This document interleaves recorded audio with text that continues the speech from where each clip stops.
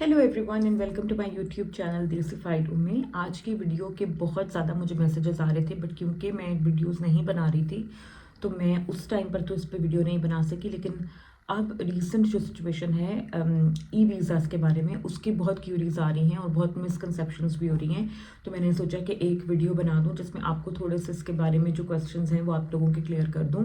तो जैसे कि आप लोगों को पता है कि यूके के अंदर जो पहले बीआरपी कार्ड इशू होता था वो ख़त्म कर दिया गया है, और यूके की गवर्नमेंट ने जितने भी पुराने वीज़ा होल्डर्स थे उनको 31 दिसंबर 2024 तक का टाइम दिया हुआ था उनको ई वीज़ा पर स्विच करने के लिए। और अब जितने भी जनवरी इनटेक वाले स्टूडेंट्स हैं या वर्क वीज़ास पर जो भी लोग अब यूके आएंगे जनवरी से, उनको ई वीज़ा ही उनका होगा और उनका कोई फिजिकल बीआरपी कार्ड उन्हें नहीं दिया जाएगा।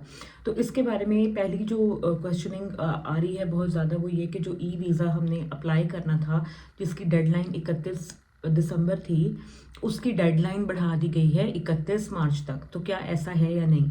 तो इस क्वेश्चन का आंसर मैं आपको इस वीडियो में दूंगी, और इसके साथ साथ ये भी बताऊंगी कि इसको आपने अगर अप्लाई किया हुआ है और आपका अभी तक ई वीज़ा नहीं आया, डिलेज आ रहे हैं, तो वो क्या उसका सीन बनेगा। तो वीडियो शुरू करने से पहले मेरे चैनल को लाइक शेयर और सब्सक्राइब कर लें और फिर हम वीडियो शुरू करते हैं। तो देखिए, ई वीज़ास जो अप्लाई करने थे आपने, वो 31 दिसंबर 2024 तक आपको टाइम दिया गया था। बहुत सारे लोगों को यूकेवीआई की तरफ से एक ईमेल आई थी कि आप अपना जो है ई वीज़ा स्टेटस अप्लाई करें। उसके लिए आपको यूके गवर्नमेंट की वेबसाइट पर यूकेवीआई पर अकाउंट बनाना पड़ेगा सबसे पहले। तो सबसे पहले आप अकाउंट बनाते हो, फिर उसके बाद अकाउंट जब आपका बन जाता है तो फिर आपका आईडी चेक ऐप पे आप अपनी आइडेंटिटी जो है उसको वेरीफाई करते हो, और उसके बाद आपका वो लिंक ओपन होता है जिस पे जाके आप अपने डॉक्यूमेंट्स अपलोड करोगे। अपना बीआरपी, अगर आप बीआरपी यूज़ कर रहे हो, वो अपलोड करोगे और आपका जो है वो ई वीज़ा स्टेटस हो जाएगा और आपको फिर बीआरपी की ज़रूरत नहीं पड़ेगी।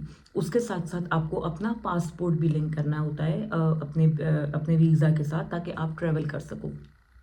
तो ये दो चीज़ें हैं। एक तो है कि आपने अकाउंट बनाया, अकाउंट बना के जो पुराने वीज़ा होल्डर्स हैं, ये मैं उनके लिए बता रही हूँ कि अकाउंट बना के आपने अपना बीआरपी अटैच किया आईडी चेक ऐप के थ्रू, और उसके बाद आपने अपना पासपोर्ट अटैच करना होता है अपने वीज़े के साथ, ताकि आपको ट्रैवलिंग में मसला ना आए। तो बहुत सारे लोगों का ये जो पुराने वीज़ास पर थे उनके साथ ये हुआ कि जब उन्होंने 31 दिसंबर से पहले अपना अकाउंट बना लिया, और अकाउंट बनाने के बाद उनको आईडी चेक का लिंक आ गया। आईडी चेक ऐप के थ्रू उन्होंने अपनी सारी पर्सनल डिटेल्स अपलोड कर दी, और उसके बाद जब उन्होंने अपना बीआरपी की डिटेल्स ऐड की, तो उसके बाद उनको कोई कंफर्मेशन या कोई फर्दर वो नहीं आया कि आपका वीज़ा अटैच हो गया है, यानी कि आपका वीज़ा ई वीज़ा में कन्वर्ट हो गया है। अब ऐसे तमाम लोग कि जिन्होंने आईडी चेक भी कर लिया, यूकेवीआई का अकाउंट भी बना लिया, बीआरपी अपना वहाँ पे अपलोड भी कर दिया, प्रॉपर्ली स्कैन वगैरह सब कर दिया, लेकिन उनको कोई ईमेल नहीं आई यूकेवीआई की तरफ से कि आपका जो बीआरपी है वो ई वीज़ा में कन्वर्ट हो गया है और अब आपको बीआरपी की ज़रूरत नहीं है। तो ऐसे तमाम लोग जो हैं वो वेट कर रहे हैं, बिकॉज उनको अपना पासपोर्ट अटैच करना है और उसके बगैर वो ट्रैवल नहीं कर सकते। तो क्योंकि बहुत ज़्यादा लोगों ने वेट किया कि हम एंड पे ही करेंगे, दिसंबर जब आ जाएगा तभी हम अपना ई वीज़ा करेंगे, और बहुत सारे लोग ईमेल का वेट करते रहे कि हमें ईमेल आएगी तो हम करेंगे। अब ईमेल का भी सीन ऐसा हुआ कि कुछ लोगों को इन्होंने इनविटेशन भेजा, कुछ को उन्होंने नहीं भेजा। जैसे मुझे इनविटेशन आया था पर मेरी बेटी का इन्विटेशन नहीं आया था, तो उसका हमने खुद से ही अप्लाई किया है। ठीक है, तो इस तरीके से हुआ कि लोग ईमेल का वेट करते रहे, और उस वजह से एंड का जो महीना था नवंबर दिसंबर, उसमें बहुत ज़्यादा एकदम रश पड़ गया। बिकॉज ऑलरेडी यूके में बहुत सारे लोग हैं जिनका बीआरपी का एक्सपायरेशन जो था वो 31 दिसंबर 2024 था, लेकिन उनके वीज़ाज जो थे वो लॉन्गर टाइम पीरियड के थे। तो लोगों ने जब एंड तक वेट किया और अप्लाई नहीं किया, तो उस चक्कर में बहुत ज़्यादा रश हो गया सिस्टम पे उनके। बहुत ज़्यादा जो है वो जाहिर है कि बहुत ज़्यादा लोग जब अप्लाई कर रहे थे तो वो सबको नहीं जल्दी जल्दी दे पाए।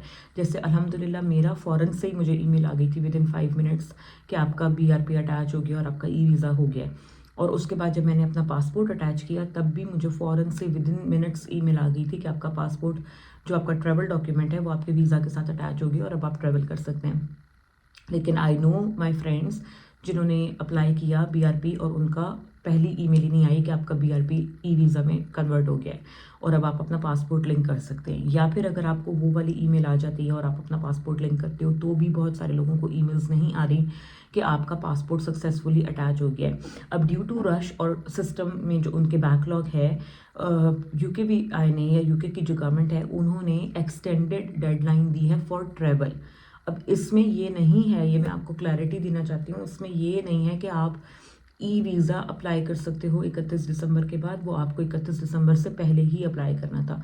लेकिन वो तमाम लोग जो कि अपना अपडेट होने का अकाउंट, UKVI का अकाउंट अपना अपडेट होने का वेट कर रहे हैं, जिन्होंने अप्लाई किया है बट या तो उनका ई वीज़ा नहीं हुआ या उनका पासपोर्ट अटैच नहीं हुआ, ऐसे तमाम लोग जो हैं वो UK से बाहर ट्रैवल कर सकते हैं और वापस भी आ सकते हैं अपने एक्सपायर्ड BRP पर अंटिल 31 ऑफ मार्च।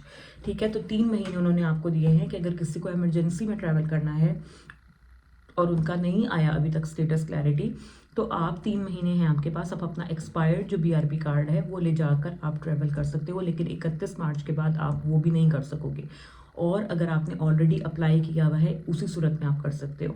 अब जितने भी नए स्टूडेंट्स आएंगे या नए जितने भी लोग आएंगे उनका तो ऑटोमेटिकली आना ही ई वीज़ा है, उनको सिर्फ अपना पासपोर्ट उसके साथ अटैच करना होगा या मे बी वो भी ऑलरेडी हुआ हुआ, उसके बारे में भी मुझे इतना इन्फॉर्मेशन नहीं है बिकॉज मेरा और मेरे आसपास जो फ्रेंड्स हैं सबका ऐसा ही सीन था कि हमारे पास ऑलरेडी फिजिकल BRPs थे और हमने ई वीज़ा पर शिफ्ट होना था। तो मुझे उसका बेहतर आइडिया है but I will look into के जो नए बच्चे आ रहे हैं उनका किस तरीके से सिस्टम बनेगा। बट यूजुअली जो एक पैटर्न है वो यही है, ईमेल आती है, आप UKVI पे अपना अकाउंट बनाते हो, अकाउंट बनाने के बाद ID चेक ऐप पे जाकर आप अपने आप को वेरीफाई करते हो, ID चेक ऐप से वेरिफिकेशन होने के बाद आपको लिंक आता है, उस लिंक पे जाके आप अपना प्रोसेस कंप्लीट करते हो ई वीज़ा का और उसके बाद आप उसको सबमिट कर देते हो। सबमिशन के बाद आपको ईमेल आती है कि कॉन्ग्रेचुलेशंस, आपका ई वीज़ा स्टेटस लाइव हो गया है and now you can see your e visa from this link. आप वहाँ से जाते हो अपने UKVI अकाउंट में दोबारा से लॉग इन करते हो, जो डिटेल्स आपने प्रोवाइड की होती हैं उनके साथ, और आपका ई वीज़ा वहाँ पर अवेलेबल होता है टू सी। और उसके बाद पासपोर्ट अटैच करने का भी उसमें ऑप्शन होता है। तो आपको अपना ट्रैवल डॉक्यूमेंट लाजमी साथ लिंक करना है, खाली वीज़ा ई वीज़ा होना काफ़ी नहीं है। आपका जो पासपोर्ट है या जो भी आपका ट्रैवल डॉक्यूमेंट है वो साथ में अटैच होना is very very important because उसके बगैर आप ट्रैवल नहीं कर सकोगे। तो अब ये सारा सीन है, ये एक क्लैरिटी मुझे देनी थी क्योंकि बहुत सारे लोग कह रहे हैं हमें 31 मार्च तक का टाइम मिल गया है टू अप्लाई, तो ऐसा नहीं है, अप्लाई आपको दिसंबर में ही करना था। अब रह गई बात कि आपने अप्लाई किया हुआ है और आपका आ नहीं रहा, तो बहुत सारे लोग हैं जिनको महीना भी हो गया जिन्होंने अप्लाई किया हुआ है और उनको कोई फर्दर मैसेज नहीं आया, उनके अकाउंट में भी कोई चेंजेस नहीं आई और उनका पासपोर्ट साथ में लिंक नहीं हुआ। तो आप UK का जो हेल्प सेंटर है UK गवर्नमेंट का, उस पर आप UKVI के हेल्प सेंटर पे कॉल करके उनसे आप बात कर सकते हो। लेकिन अभी कुछ भी नहीं पता कि कब तक आएगा, वेट एंड सी अप्रोच ही चल रही है। जिन लोगों के फंस गए हैं उनके फंस गए हैं, उनके नहीं आ रहे। तो ये कि इंशाल्लाह उम्मीद है कि जल्दी बैकलॉग इनका ख़त्म हो जाएगा और इसको ये थ्रू कर देंगे और लोगों को आने शुरू हो जाएंगे बिकॉज जिनको आए हैं उनको वेरी क्विकली आ गए थे विद इन मिनट्स। तो अगर आपको विद इन मिनट्स नहीं आया तो आपका फिर अब थोड़ा सा टाइम लेके ही आएगा। तो इसलिए आप पैनिक ना हों और आप लोगों को अगर इमरजेंसी जाना है तो वो भी आप कर सकें। इसके लिए गवर्नमेंट ने 3 महीने का टाइम दिया बिकॉज उनको लगता है कि 3 महीने में वो अपना बैकलॉग जो है उसको कवर कर लेंगे।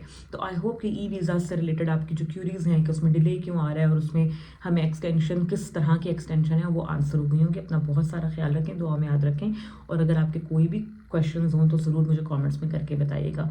And I will see you guys very soon with another video. Bye bye.